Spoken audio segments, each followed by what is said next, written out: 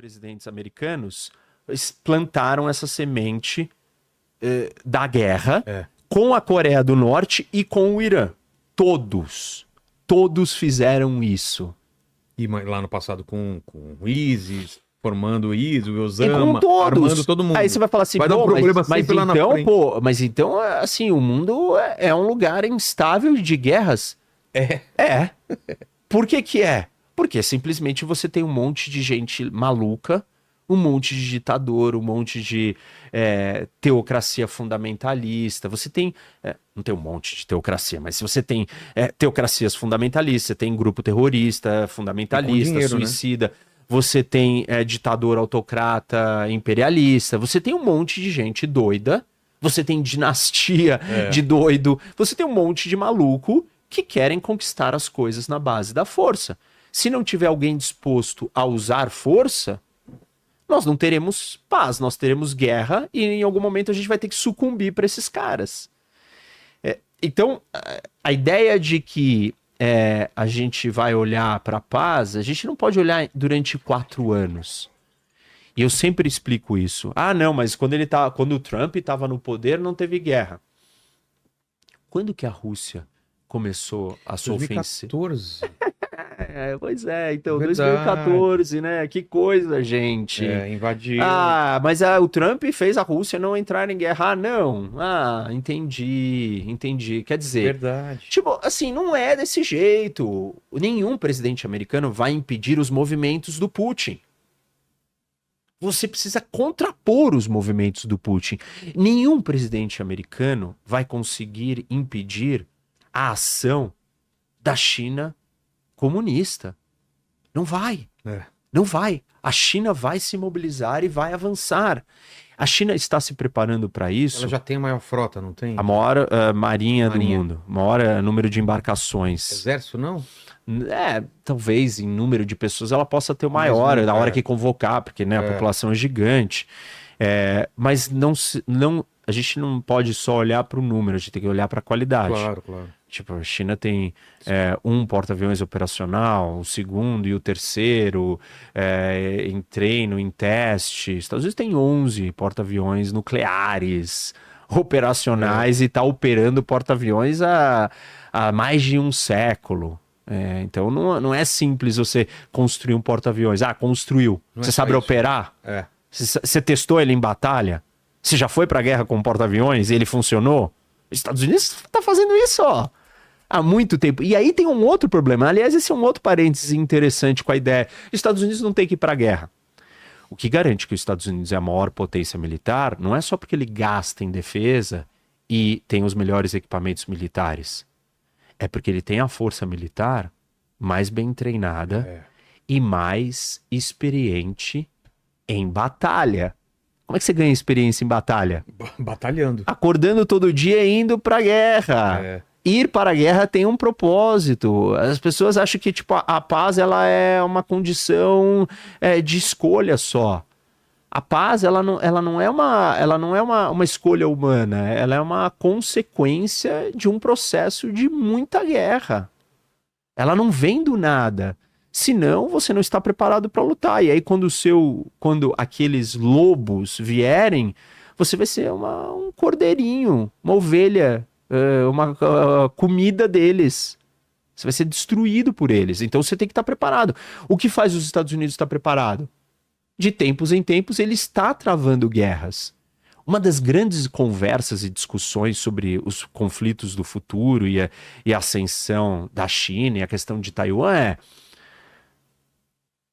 os militares chineses, apesar de estarem gastando todo o dinheiro que estão para se equipar, eles têm proeficiência, eles têm condições de travar uma guerra? A gente sabe se eles são bons de guerra? A Rússia, que tinha uma imagem muito mais durona, mais sólida, está tendo uma dificuldade, assim, está passando um aperto na Ucrânia imenso. E isso que são os russos, que travaram muito mais batalhas, têm uma experiência, uma escola militar muito mais moderna, né? Não estou falando da China antiga, estou falando da China atual. Então a China tem um questionamento, que é uma vantagem para o Ocidente, caso confronte a China. A China realmente vai saber lutar? As tropas chinesas vão ser competentes? Elas vão ser bem-sucedidas na hora da realidade? A gente sabe que as tropas americanas são, e mesmo assim, levaram um couro, ou se deram mal em vários conflitos recentes. Mas, desculpa, aprenderam um monte. Foi reescrito o manual de contra-insurgência do exército americano na invasão do Iraque. Generais americanos reescreveram o que é o manual de contra-insurgência. Estados Unidos aprendeu um monte com contra-insurgência. Por que Israel é tão efetiva militarmente? A cada 2 anos está lutando com seus inimigos, está em guerra de novo. Entendeu? É como qualquer coisa na vida. Treino. A gente tá falando aqui do treino, você não treina, Gil, vai lá, nunca treina. Você vai entrar no tatame 1 ano depois. Vai quebrar o pé. Desculpa, você vai se dar mal. Pô, não tem jeito. Você vai acontecer, você não vai ter a performance que você tem. Você precisa treinar. Exercício militar não é guerra. Então não é de todo mal, dado que a gente vive num contexto e num ambiente que as guerras continuarão existindo, não é de todo mal a maior potência do mundo, que defende os valores mais importantes para a civilização humana, que são os valores de liberdade, de Estado de Direito, de coisas que a gente acredita de democracia, estar preparada para lutar. Estados Unidos entrar em guerras não é uma coisa assim só catastrófica. É uma coisa necessária para que ele esteja pronto para as batalhas que vão vir. Mas aí voltando, que esse foi só um parênteses, né, da utilidade de você também treinar e entrar em guerra. Mas voltando para a questão do Trump e dos americanos, dos presidentes americanos, o processo da China, eu estava falando disso. A China, ela está se preparando para o que ela está se preparando. Aí você me perguntou do tamanho da marinha e tal. Mas antes disso, o meu raciocínio era: a China está se preparando para assumir a posição que ela tem no mundo. Não é há 2 anos. 40 anos. Os chineses, eles seguem a doutrina militar e estratégica de Sun Tzu, a arte da guerra. Existem 2 grandes pensadores de estratégia militar, um oriental e um ocidental. Existem vários outros, mas esses são os dois pais.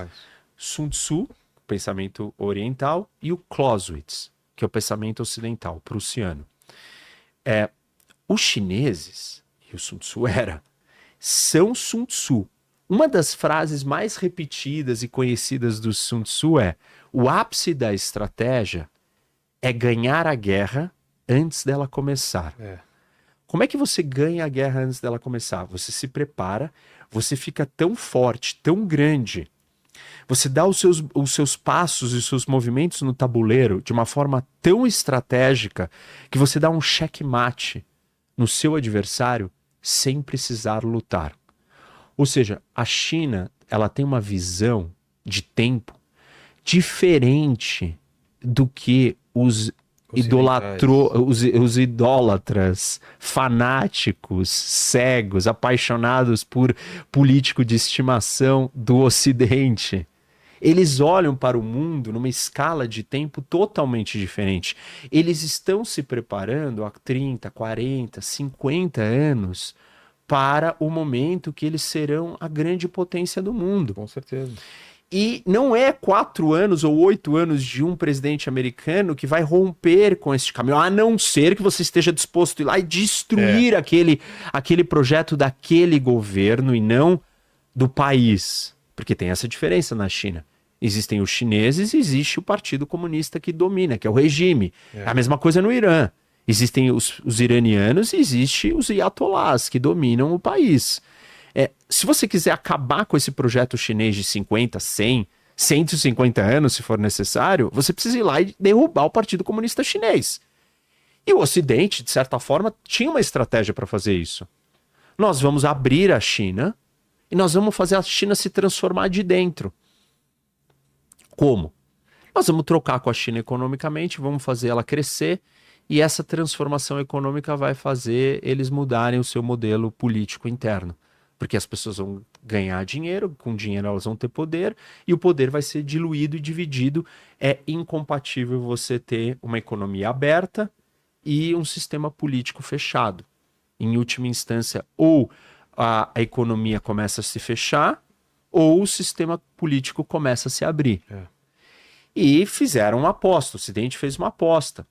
A aposta está dando errado, porque a China se abriu, mas ela está se retrocedendo.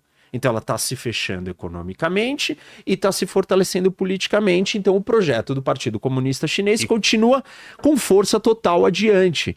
Independente se o presidente americano é o Trump, o Biden, a Kamala ou Bernie Sanders. Então, se você quer entender de geopolítica, se você quer ter um raciocínio geopolítico, você não pode repetir um mantra ideológico de política doméstica do líder que está buscando se eleger e fala que se ele for eleito vai ter paz no mundo. A geopolítica ela corre em paralelo. E me parece também que o domínio nunca foi, nunca é completo se ele não for cultural também, né? Como a França teve, a Inglaterra, os Estados Unidos. A China parece que está preocupada com isso também. Também. Né? Com grandes produções e tudo Isso. mais, de exportar A cultura chinesa, que é o soft power. Exato. E tudo bem, assim, por que eu estou dizendo tudo isso? Eu estou alertando para quebrar... A nova rota da seda, entrando lá na África, construindo portos. E isso, não, assim, ela vai continuar construindo a nova rota da seda. Ela vai continuar querendo dominar Taiwan. Vai, né? Vai! Ela vai querer Taiwan. O objetivo final é ter Taiwan. Ela terá Taiwan. Assim, ela não vai desistir de quando ter. Só? É quando. Ela não vai desistir de ter porque tem um presidente que ele é imprevisível. Ou porque ele fala grosso. Não é o que ele fala, é o que ele faz. O que eu tô dizendo se ele falar e fizer, tá tudo bem. Aí pode ser que a China não consiga ter o que ela quer. Porque o presidente está disposto a fazer. Nesse caso, o que é fazer? Entrar em guerra, se necessário, para impedir que a China tenha Taiwan. E aí a minha pergunta é, o Trump está disposto a fazer isso? Para os entreguistas apaixonados e cegos, ingênuos e repetidores de mantra, vão dizer que ele não tem que fazer isso. Porque nós teremos paz se ele fizer isso. Não, nós não teremos paz. Quer dizer, teremos. Qual paz? A primeira paz que eu expliquei. Que é qual? A paz na base da submissão. Exato. Da entrega total, da ajoelhar, se curvar ao outro. É paz. Só que aí você se torna um escravo do outro. E eu não acho que o mundo, nem ocidental, nem o resto do mundo, pode ser um escravo de um partido comunista chinês. Não é da China. A China é uma coisa só. Os chineses não têm voz lá dentro. Quem define para onde a China vai é um grupo pequeno de pessoas, o Partido Comunista Chinês. E aí, nesse sentido, as falas do Trump, elas não vão trazer paz necessariamente. Ou vão. Essa é a primeira paz, a paz da submissão. A paz da fraqueza. É um tipo de paz. Só que ela, no futuro, vai levar a uma derrota. Porque os Estados Unidos e o mundo não param quando o Trump sai do poder. Se a China conquistar Taiwan, qual é o próximo passo? Ela vai para Okinawa. E depois de Okinawa, que já é o Japão, ela vai para onde? Ela vai para o Japão.